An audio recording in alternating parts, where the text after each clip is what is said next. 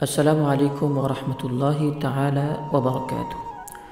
সম্মানিত দর্শক শ্রোতা মণ্ডলী, বর্তমান সময়ে আমরা সকলেই অবগত আছি ফেনী, নোয়াখালী, চাঁদপুর, সিলেট, কুমিল্লা সহ বিভিন্ন অঞ্চলে বন্যায় কবলিত হয়ে অনেক মানুষের ঘর বাড়ি তলিয়ে গিয়েছে এবং অনেক মানুষ তারা বাড়ি ছাড়া হয়েছে।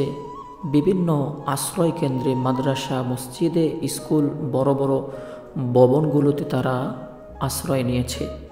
এহেন পরিস্থিতিতে আমরা মুসলমান হিসাবে আমাদের করণীয় কি? সর্বপ্রথম যে বিষয়টা বলবো, একমাত্র আল্লাহ তাআলার কাছে দোয়া প্রার্থনা করা। কারণ যেই মালিক পানি দিয়েছেন ওই মালিকই পারেন তিনি পানিকে উঠিয়ে নিতে, বা জমিনকে হুকুম দিতে পারেন, জমিন তুমি পানি চুষে নিয়ে নাও।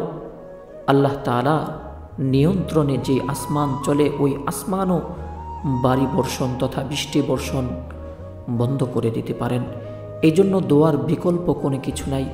আল্লাহ তাআলার কাছে আমরা সব সময় দোয়া করি, আল্লাহ তাআলা যাতে যারা ক্ষতিগ্রস্ত হয়েছেন, এখনও যারা পানির নিচে আছে, অর্থাৎ যাদের বাড়ি ঘর পানিতে তলিয়ে গিয়েছে, আল্লাহ তাআলা যাতে দ্রুত এই মহামারী থেকে মানুষকে হেফাজত করেন, আমিন। দ্বিতীয়ত, আমাদের যে বিষয়টা করণীয়, আর্থিক সহায়তা নিয়ে তাদের পাশে দাঁড়ানো। কেন আমরা তাদের পাশে দাঁড়াবো? এই প্রশ্নের উত্তর হাদিসে পাকে নবী করিম সাল্লাল্লাহু আলাইহি ওয়াসাল্লাম বলেছেন।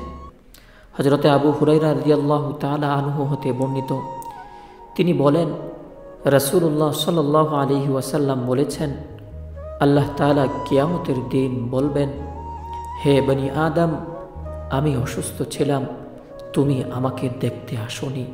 সে বলবে, হে আমার রব, আমি তোমাকে কিভাবে দেখতে যাব? তুমি তো বিশ্বজাহানের রব। আল্লাহ বলবেন, তুমি কি জানতে না যে আমার অমুক বান্দা অসুস্থ ছিল, তুমি তাকে দেখতে যাওনি?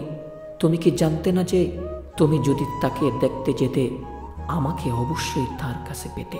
হে আদম সন্তান, আমি তোমার কাছে খাবার চেয়েছিলাম, তুমি আমাকে খাবার দাওনি। সে বলবে, হে আমার রব, আমি তোমাকে কিভাবে খাবার দিতাম? তুমি তো বিশ্বজাহানের রব। আল্লাহ বলবেন, তুমি কি জানো না আমার অমুক বান্দা তোমার কাছে খাবার চেয়েছিল, তুমি তাকে খাবার দাওনি? তুমি কি জানতে না যে সে সময় যদি তুমি খাবার দিতে, তাহলে তা এখন আমার কাছে পেতে? হে বনি আদম, আমি তোমার কাছে পিপাসা নিবারণের জন্য পানি চেয়েছিলাম, তুমি পানি দিয়ে তখন আমার পিপাসা নিবারণ করনি। সে বলবে, হে আমার রব, আমি কিভাবে তোমার পিপাসা নিবারণ করতাম? তুমি তো বিশ্বজাহানের রব। আল্লাহ বলবেন, আমার অমুক বান্দা তোমার কাছে পানি চেয়েছিল, তুমি তখন তাকে পানি দাওনি।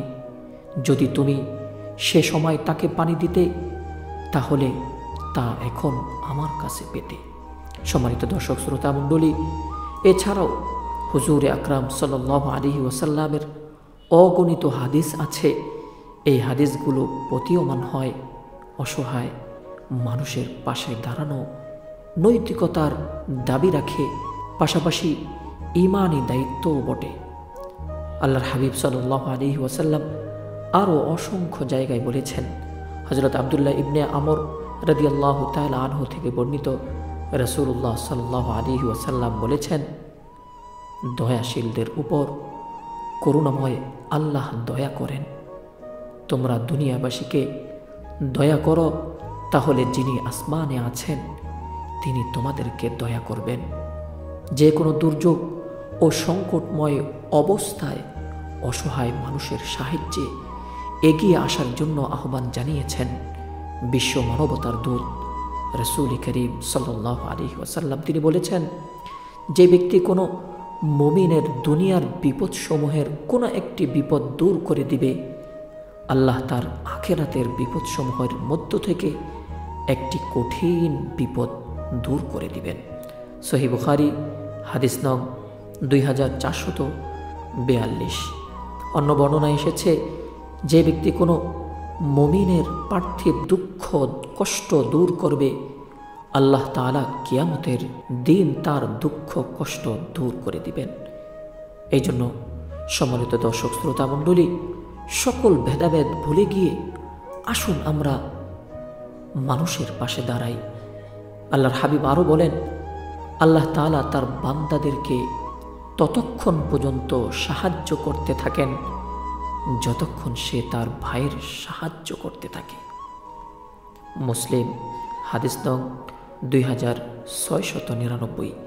এই জন্য সম্মানিত দর্শক শ্রোতা মণ্ডলী, আসুন বর্তমান সময়ে যারা এই পানির কবলে আক্রান্ত হয়েছে, অসহায় অনেক মানুষ যাদের বাড়ি ঘর তলিয়ে গিয়েছে, অনেক ক্ষতির সম্মুখীন তারা হয়েছে, আসুন আমরা তাদের পাশে দাঁড়াই। আল্লাহ তাআলা আমাদের সহায় হোক। আসসালামু আলাইকুম ওয়া রাহমাতুল্লাহি তাআলা ওয়া বারাকাতুহু।